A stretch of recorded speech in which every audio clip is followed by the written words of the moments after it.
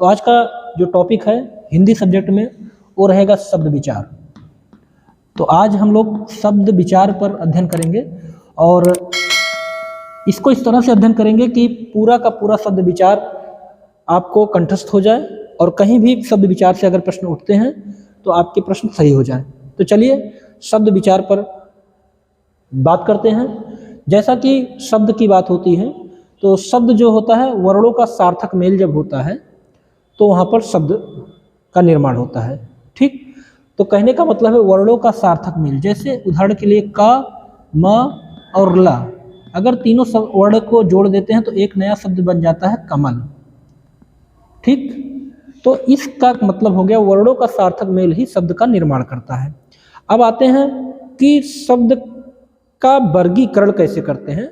शब्द निर्माण का जो वर्गीकरण होता है उसको कैसे करते हैं, तो चार प्रकार से इसका हम वर्गीकरण करते हैं। पहला है हम लोग पहला करते हैं उत्पत्ति के आधार पर शब्द का वर्गीकरण, उत्पत्ति के आधार पर। ठीक, और दूसरा है रचना या बनावट के आधार पर, रचना या बनावट के आधार पर। ठीक, और तीसरा है अर्थ के आधार पर शब्दों का वर्गीकरण करेंगे और चौथा है प्रयोग के आधार पर शब्द का वर्गीकरण करेंगे। ठीक, तो चार प्रकार से शब्दों का वर्गीकरण करते हैं, उत्पत्ति के आधार पर, रचना या बनावट के आधार पर, अर्थ के आधार पर और प्रयोग के आधार पर। इन चार प्रकार से शब्द का हम वर्गीकरण करते हैं। तो चलिए इन चारों प्रकार को समझते हैं, किस प्रकार से रचना के आधार पर कौन से शब्द आते हैं, उत्पत्ति के आधार पर किन शब्दों को रखा जाता है, अर्थ के आधार पर किन शब्दों को रखा जाता है और प्रयोग के आधार पर किन शब्दों को रखा जाता है। तो सबसे पहले हम यहाँ पढ़ते हैं उत्पत्ति के आधार पर शब्द का वर्गीकरण। तो उत्पत्ति के आधार पर अगर शब्द का वर्गीकरण करें तो हम 5 प्रकार के शब्द पाते हैं। उत्पत्ति के आधार पर अगर शब्दों का वर्गीकरण करें तो हम 5 प्रकार के शब्द पाते हैं। पहला होता है तत्सम शब्द। ठीक, पहला है तत्सम शब्द, दूसरा है तद्भव शब्द, ध्यान से सुनिएगा, और तीसरा है देशज शब्द, और चौथा है विदेशी शब्द, और पांचवा है संकर शब्द। ठीक, तो ये 5 प्रकार के शब्द उत्पत्ति के आधार पर हमको मिलते हैं। उत्पत्ति के आधार पर 5 प्रकार के शब्द देखने को मिलते हैं, तत्सम शब्द, तद्भव शब्द, देशज शब्द, विदेशी शब्द और संकर शब्द। तो आते हैं तत्सम शब्द क्या होते हैं, तद्भव क्या होते हैं, देशज क्या होते हैं, विदेशी क्या होते हैं और संकर शब्द क्या होते हैं, इनको समझते हैं। तत्सम शब्द क्या होते हैं, जो शब्द संस्कृत से निकलकर हिंदी में ज्यों का त्यों प्रयोग किया जाता है। कहने का अर्थ है जो शब्द संस्कृत निष्ठ होते हैं वह शब्द हमारे तत्सम शब्द कहलाते हैं। जैसे हम लोग अगर शरीर के अंगों की बात करें तो नासिका, नासिका, ठीक, नासिका हो गया, कर्ण हो गया, ठीक, कपोत हो गया, कपोत माने कबूतर, ठीक, अंगुलिका हो गया, ठीक, अंगुष्ठा हो गया, ललाट हो गया, ये सब सारे तत्सम शब्द हैं। ठीक, तत्सम शब्द का मतलब जो शब्द संस्कृत से निकलकर सेम का सेम हिंदी में प्रयोग किया जाने लगा वह शब्द तत्सम शब्द कहलाते हैं। अब आते हैं तद्भव शब्द क्या होता है। तद्भव तत्सम का ही बिगड़ा रूप होता है, तत्सम का ही बिगड़ा रूप तद्भव होता है। जैसे उदाहरण के लिए हमने कहा नासिका, तो नासिका से हमने कह दिया नाक। ठीक, जीवा, जीवा से हमने कह। तो अब आते हैं तद्भव शब्द समझने के बाद देशज शब्द में आते हैं। देशज शब्द क्या होते हैं, जो शब्द अपने ही देश के होते हैं, अपने यहाँ के होते हैं, वह शब्द देशज शब्द कहलाते हैं। वो किसी भी भाषा में हो, चाहे आपका ब्रज में हो, चाहे अवधी में हो, चाहे बुंदेली में हो, चाहे राजस्थानी में हो, जो शब्द अपने देश के होते हैं उन शब्दों को देशज शब्द कहते हैं। जैसे लोटा हो गया, थरिया हो गया, ये सब शब्द हमारे कौन से हैं, देशज शब्द कहलाते हैं। ठीक, चलिए अगला है विदेशी शब्द। विदेशी शब्द क्या होते हैं, जो शब्द विदेश के संपर्क में आने से भारत में शब्द आ गए, विदेशियों के संपर्क में आने से वह शब्द प्रयोग किए जाने लगे, वह शब्द विदेशी शब्द कहलाते हैं।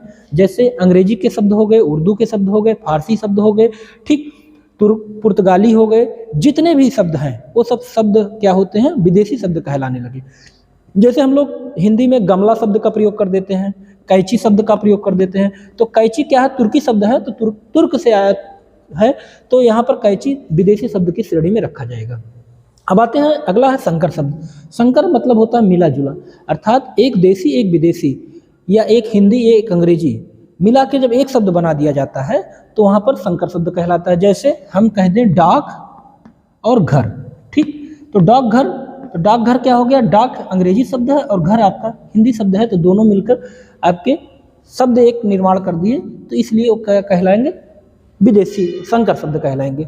ठीक, तो ये हो गया हमारा उत्पत्ति के आधार पर शब्दों का वर्गीकरण। अब आते हैं अगला, रचना के आधार पर या बनावट के आधार पर शब्दों का वर्गीकरण अगर करते हैं तो 3 प्रकार के शब्द मिलते हैं, नंबर 1, नंबर 2 और नंबर 3। वो होता है रूढ़ शब्द, और दूसरा होता है यौगिक शब्द, और तीसरा होता है योग रूढ़ शब्द। योग रूढ़ शब्द, तो 3 प्रकार के शब्द हमें देखने को मिलते हैं, रूढ़ शब्द, यौगिक शब्द और योग रूढ़ शब्द। तो आइए समझते हैं कि रूढ़ शब्द किसे कहेंगे, यौगिक शब्द किसे कहेंगे और योग रूढ़ शब्द किसे कहेंगे, क्योंकि यहाँ से प्रश्न पूछे जाते हैं। एग्जाम में 4 शब्द दे देंगे और उसमें से पूछ लिया जाएगा कि आप बताइए इनमें से रूढ़ शब्द कौन सा है। चलिए तो देखते हैं रूढ़ शब्द क्या होते हैं। तो रूढ़ शब्द वह होते हैं जिनका हम परंपरा के आधार पर अर्थ निकालते हैं। जैसे वह शब्द जिनको हम प्राचीन परंपरा के आधार पर उनका वही अर्थ होता है, वही हमारे रूढ़ शब्द की श्रेणी में रखे जाते हैं। जैसे हम कह दें पानी, तो पानी का अर्थ होता है जल, तो पानी क्या है, रूढ़ शब्द है। ठीक है, जैसे हम कह दें घोड़ा, तो घोड़ा ये क्या है, रूढ़ शब्द है। ठीक, जैसे हम कह दें कमल, ये क्या है, रूढ़ शब्द है। तो कहने का मतलब है वह शब्द जो परंपरा के अर्थ में प्रयोग किए जाते हैं वह शब्द हमारे रूढ़ कहलाते हैं। दूसरा है यौगिक शब्द। दूसरा क्या है, यौगिक शब्द।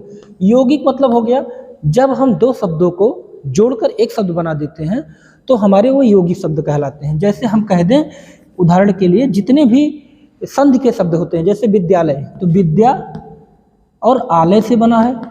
ठीक, तो विद्या और आलय क्या शब्द है, तो 2 शब्दों से मिलकर बना है, तो ये यौगिक शब्द कहलाएंगे। ठीक, तो इस तरह से यौगिक शब्द का मतलब होता है जब 2 शब्द आपस में मिलकर एक शब्द बना दे तो यौगिक शब्द कहलाता है। अगला चलते हैं योग रूढ़ शब्द क्या होते हैं।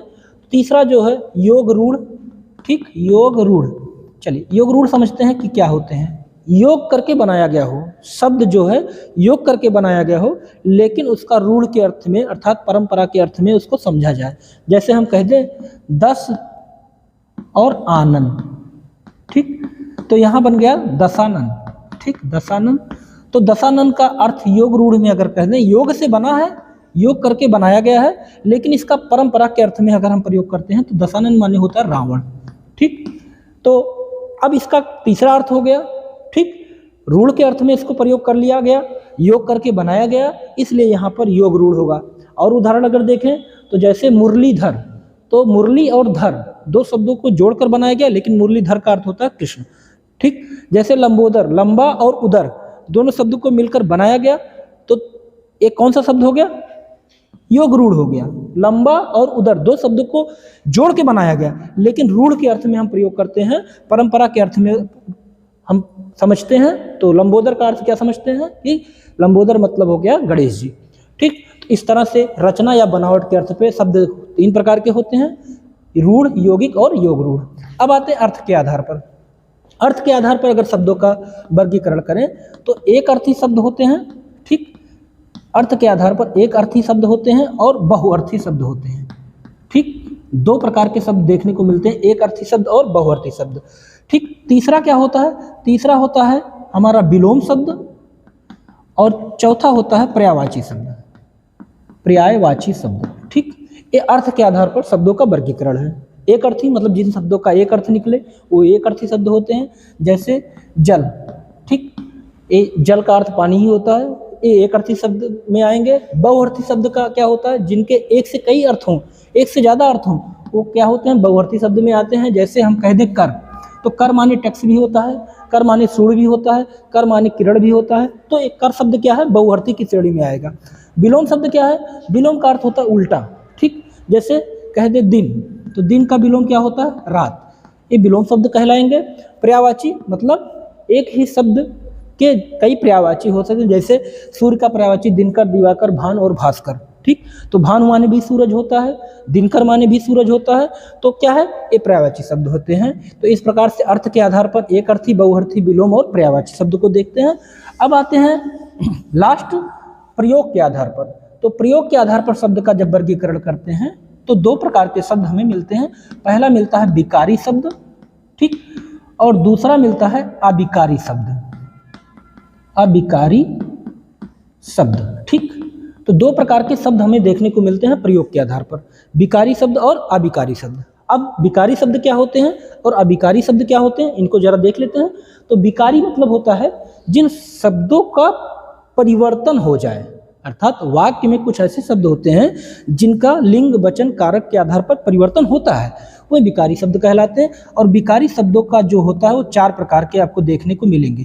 कौन कौन से शब्द विकारी होते हैं? संज्ञा होता है, ठीक, दूसरा होता है सर्वनाम होता है, ठीक, तीसरा होता है क्रिया और चौथा होता है विशेषण, ठीक, विशेषण। ये चार प्रकार के हमारे शब्द क्या होते हैं? विकारी होते हैं। संज्ञा, सर्वनाम, क्रिया और विशेषण जो शब्द होते हैं वो विकारी शब्द कहलाते हैं। इसके बाद अविकारी शब्द क्या होते हैं? अविकारी भी चार होते हैं, ठीक, अविकारी भी आपके चार होते हैं, राइट। अविकारी मतलब जिन शब्दों का कभी भी परिवर्तन ना हो। जैसे वह अविकारी चार कौन कौन होते हैं? पहला होता है क्रिया विशेषण, क्रिया विशेषण, और दूसरा होता है समुच्चय बोधक, समुच्चय बोधक, और तीसरा होता है विस्मयादि बोधक,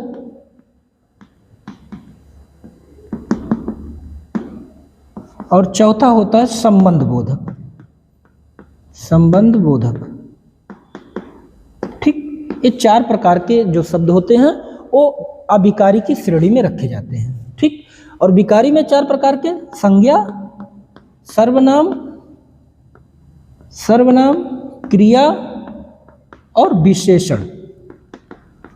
ये चार प्रकार के शब्द जो होते हैं वे विकारी होते हैं, अर्थात इनमें कोई परिवर्तन जरूर हो सकता है, और ये चार प्रकार के शब्द जो होते हैं अविकारी होते हैं। तो इस प्रकार से जो प्रयोग के आधार पर शब्द दो प्रकार के होते हैं, विकारी और अविकारी। और विकारी चार प्रकार के होते हैं, संज्ञा, सर्वनाम, क्रिया, विशेषण, और अविकारी क्रिया विशेषण, समुच्चय बोधक, विस्मयादि बोधक और संबंध बोधक। तो इस तरह से शब्द का वर्गीकरण, क्लासिफिकेशन हमने समझा कि शब्द जो होते हैं वो वर्णों के सार्थक मेल से शब्द बनते हैं। और शब्द का वर्गीकरण अगर हम करें तो चार प्रकार से करते हैं। उत्पत्ति के आधार पर शब्द का वर्गीकरण किया जा सकता है, रचना के आधार पर शब्द का वर्गीकरण किया जा सकता है, अर्थ के आधार पर शब्द का वर्गीकरण किया जा सकता है, और प्रयोग के आधार पर शब्द का वर्गीकरण किया जाता है। आपने पढ़ा उत्पत्ति के आधार पर तत्सम, तद्भव, देशज, विदेशी और संकर शब्द मिलते हैं। रचना या बनावट के आधार पर तीन प्रकार के शब्द मिलते हैं, रूढ़, यौगिक और योग रूढ़। इसके बाद अर्थ के आधार पर दो प्रकार के शब्द मिलते हैं, एक अर्थी और बहुअर्थी। प्रयोग के आधार पर हमें दो प्रकार के शब्द मिलते हैं, विकारी और अविकारी। विकारी हमारे चार होते हैं, संज्ञा, सर्वनाम, क्रिया और विशेषण, और अविकारी चार होते हैं, क्रिया विशेषण, समुच्चय बोधक, विस्मयादि बोधक और संबंध बोधक। तो आज का क्लास यहीं पर समाप्त होता है। इसके बाद हम लोग विकारी और अविकारी शब्दों के विषय में जानेंगे कि संज्ञा क्या होता है, सर्वनाम क्या होता है, क्योंकि यहाँ से भी प्रश्न देखने को मिलते हैं। तो आपको ये क्लास कैसा लगा? अगर अच्छा लगा हो तो लाइक और सब्सक्राइब जरूर कीजिएगा। अगले वीडियो में फिर मिलते हैं, तब तक के लिए जय हिंद।